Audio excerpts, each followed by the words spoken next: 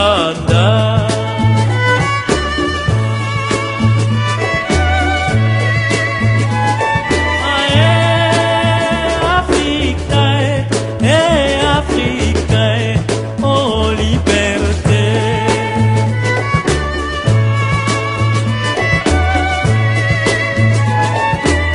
Coucou mes anges imparfaits, cette vidéo sera brève.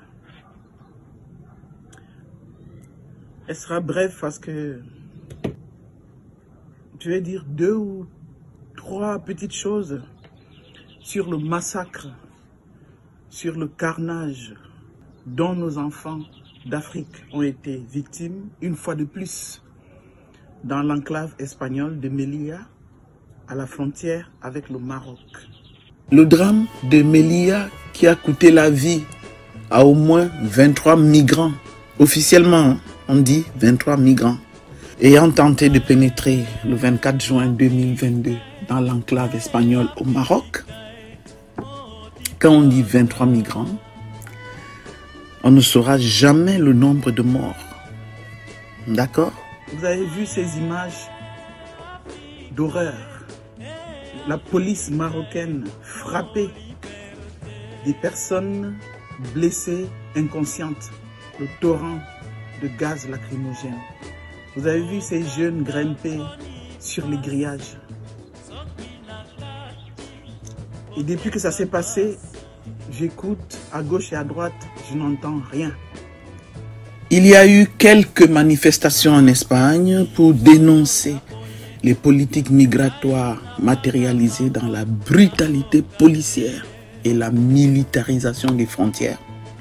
Mais comme d'habitude, ces manifestations resteront lettres mortes. On a même déjà oublié et on est passé à autre chose. Il n'y a pas eu plus de bruit que cela, alors que ça devrait être viral sur toute la planète. C'est un coup d'épée dans l'eau, comme d'habitude. Les Africains ont continué à vivre leur vie. Je n'ai pas entendu qu'il y a des manifestations en Afrique, qui est la première endeuillée.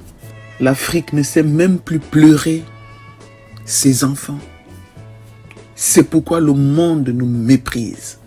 C'est pourquoi le monde méprise les Africains. Je n'entends pas les lamentations ou les grondements, les cris des Africains. C'est un non-événement. Nous sommes comme dans la résignation. Les chefs d'État africains n'ont pas réagi comme d'habitude. Je n'ai pas vu des marches dans le monde quand ce genre de crime contre l'humanité est commis. Simplement parce que c'est des Africains subsahariens. C'est pour ça que je vais d'abord m'adresser à tous les Africains qui voyagent, qui prennent les avions. Arrêtons de prendre la Royal Air Maroc. Arrêtons de prendre la Royal Air Maroc. On ne peut pas continuer à prendre la compagnie d'un pays où on massacre nos enfants. On ne peut pas continuer à le faire. Il y a d'autres compagnies. Il y a Kenyan Airways, il y a Air Ivoire, il y a d'autres compagnies, je ne vais pas les citer. On ne va pas continuer à faire cela. On ne va pas continuer à les laisser faire. Et on ne va pas continuer à rester là sans rien faire. Je vais maintenant m'adresser aux parents. On m'a dit que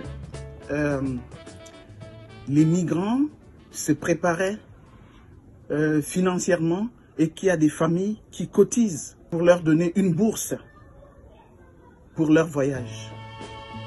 Si un migrant peut réussir, ou alors si un candidat à l'immigration clandestine peut réussir à rassembler 500 000, 1 million, 2 millions de francs CFA, il peut avec cet argent monter une affaire.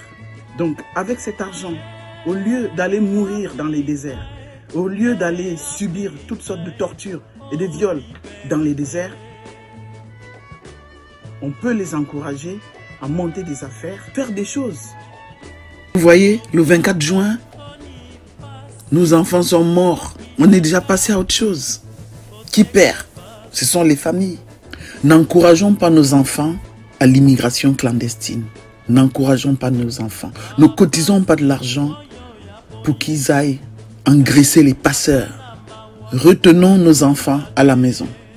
Chers frères et sœurs, vous voyez que lorsque les enfants d'Afrique crèvent comme des chiens errants dans les déserts, se noient dans les mers, sont violés, sont torturés, ça indiffère l'Afrique et le monde. Ça réjouit l'Occident qui se dit quelques migrants de moins, c'est déjà ça de gagner. Les passeurs continuent leur travail qui est de s'enrichir du sang des migrants. Ils sont richissimes. Il ne leur arrive rien. C'est pourquoi c'est à nous de lutter contre le mal à la racine. Disons-nous la vérité. Le mal à la racine, c'est dans nos familles. Familles, disons non à cette immigration clandestine, infernale et si mortelle.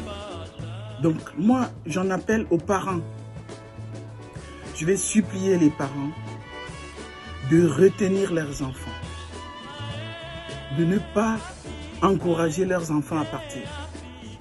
Parce que la plupart de ces jeunes, quand on discute avec eux, ceux qui, du moins qui ont réussi à arriver ici, ils se sentent investis d'une mission. Ils viennent ici pour aider leur famille. Donc il faudrait aussi que les parents disent à leurs enfants, on préfère te voir vivant ici que de courir le risque d'aller te noyer ou d'aller te faire enterrer dans les déserts. Donc il y a ce travail qu'on doit faire dans nos familles. On ne peut pas rester comme ça sans rien faire. Si on reste comme ça sans rien faire, bon, on regarde et puis on ne parle plus, on passe à autre chose. Et comment vous voulez que le monde nous respecte si nous laissons partir nos enfants pour qu'ils soient massacrés? Ces enfants qui pensent qu'ils partent pour nous sortir de la misère. Mais disons-leur que nous n'avons pas besoin de les voir morts. Nous les préférons vivants auprès de nous. Merci de m'avoir écouté. Likez. Ramenez-moi des abonnés. Ramenez-nous des abonnés pour notre chaîne, parce que c'est notre chaîne à nous tous. 1000 bisous et 1000 choses. On est ensemble.